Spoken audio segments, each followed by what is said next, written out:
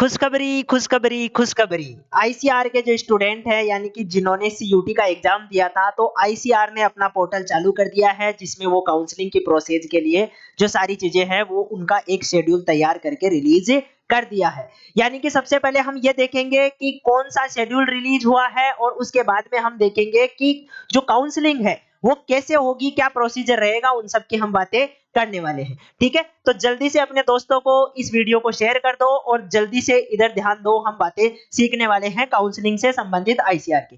ठीक है, सबसे पहले तो मैं आपको बता दूं कि ये जो प्रोग्राम रहने वाला है वो यूजी के लिए सबसे पहले इन्होंने ओपन किया है। जो प्लेटफॉर्म है वो किसके लिए ओपन हुआ है? यूजी वाले स्टूडेंट्स के लिए हुआ है। ठीक है, दूसरी बात, आपको करना क्या है, तो पूरा शेड्यूल तो दे ही रखा है, उसकी हम चर्चा करेंगे। सबसे पहले आपको क्या करना है, एक न्यू रजिस्ट्रेशन पे जाके आपको रजिस्ट्रेशन करना है सबसे पहले तो इस पोर्टल पर। यानी कि पोर्टल मिलेगा कैसे, तो डायरेक्ट सर्च कर लेना आईसीआर एग्री वो आईसीआर एडमिशन काउंसलिंग 2026 के नाम से सर्च करोगे, डायरेक्ट आपको पहला जो ऑप्शन दिखेगा उसी पे क्लिक करके आईसीआर पोर्टल पे आ जाना। ठीक है, इसके बाद में न्यू रजिस्ट्रेशन पे जाके आपको क्या करना है, लॉगिन करना है, यानी कि रजिस्ट्रेशन करना है जिसमें आपकी कुछ बेसिक इंफॉर्मेशन है, जैसे एक बार मैं दिखा देता हूं इसको। ठीक है, यानी कि यहाँ पर जाएंगे, कुछ बेसिक इंफॉर्मेशन जैसे एग्जाम कौन सा था तो इसमें सीयूटी ये लगा हुआ है, यही करना है आपको। इसके अलावा आपके एप्लीकेशन नंबर डालने हैं, आपके रोल नंबर डालने हैं जो सीयूटी के अनुसार होंगे। ठीक है,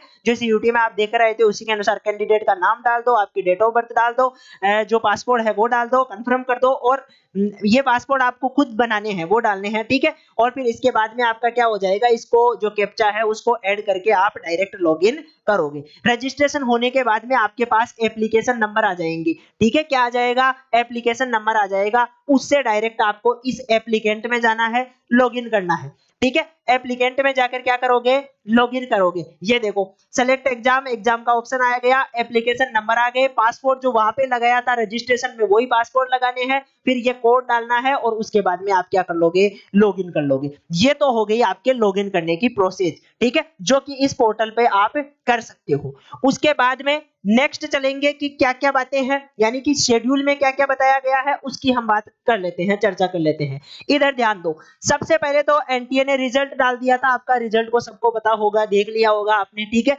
ये तो पहले आ गया था, जून में 23 तारीख को आ गया था। ठीक है, अभी क्या हुआ है तो देखो 17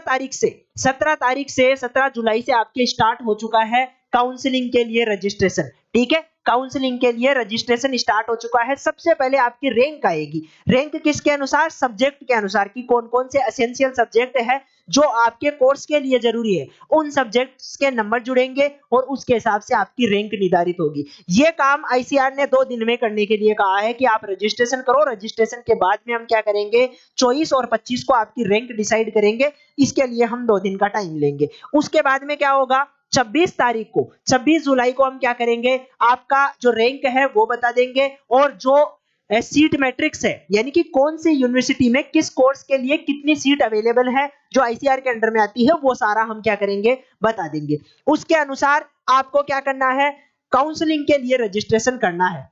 ठीक है, काउंसलिंग के लिए रजिस्ट्रेशन करोगे, उसके बाद में आप क्या करोगे, आपके पास ऑप्शन आएगा चॉइस फिलिंग का कि कौन कौन सी यूनिवर्सिटीज आप लेना चाहते हो। ठीक है, उसके अनुसार आप क्या करते हो, चॉइस फिलिंग करते हो, उसके लिए पेमेंट करते हो और अपने डॉक्यूमेंट्स अपलोड कर देते हो जो कि एसेंशियल है वो। ठीक है, एंड ऑफ जो डॉक्यूमेंट्स है, यानी कि डॉक्यूमेंट्स का जो लास्ट तारीख है जो आप अपलोड कर सकते हो वो 28 तारीख दे रखी है। ध्यान रखना है 26, 27, 28 3 ही दिन है आपके पास। ठीक है, तो काउंसलिंग के लिए आपको तैयार रहना है, पहली बात तो डॉक्यूमेंट्स सब लेकर। दूसरी बात, क्योंकि काउंसलिंग के लिए टाइम कम है तो इसको भूलना नहीं है, ऐसा नहीं है कि आज वीडियो देख लिया फिर भूल गए।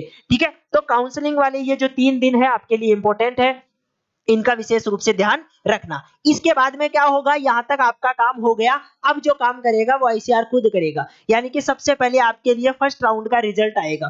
फर्स्ट राउंड के रिजल्ट के लिए इन्होंने पहले ही डिसाइड कर दिया है कि 31 तारीख को हम फर्स्ट राउंड का रिजल्ट डाल देंगे। जिसको कॉलेज पसंद आती है वो कॉलेज को क्या करेगा, हम कह सकते हैं भाई उसके लिए आगे की प्रोसीजर फॉलो करेगा, डॉक्यूमेंट्स हो गया, फीस हो गया, ये सारी चीजें। ठीक है, एक्सेप्ट करके।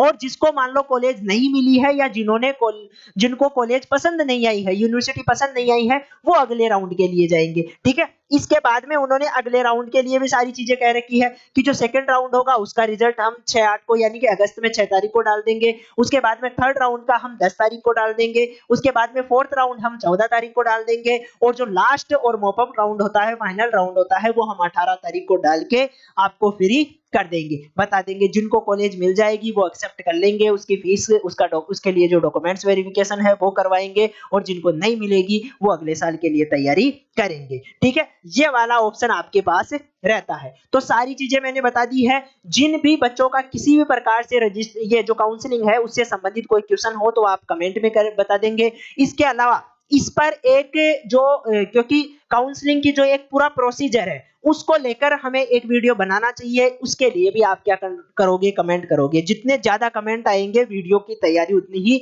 जोर शोर से होगी, यानी कि आपके लिए वीडियो तैयार किया जाएगा। तो कितने बच्चे चाहते हैं कि जो काउंसलिंग प्रोसेस है उसको करके दिखाना, यानी कि उसके लिए एक प्रॉपर वीडियो लेकर आना जरूरी है, वो आप कमेंट करके बताएंगे। मिलेंगे हम नेक्स्ट वीडियो में, तब तक के लिए धन्यवाद।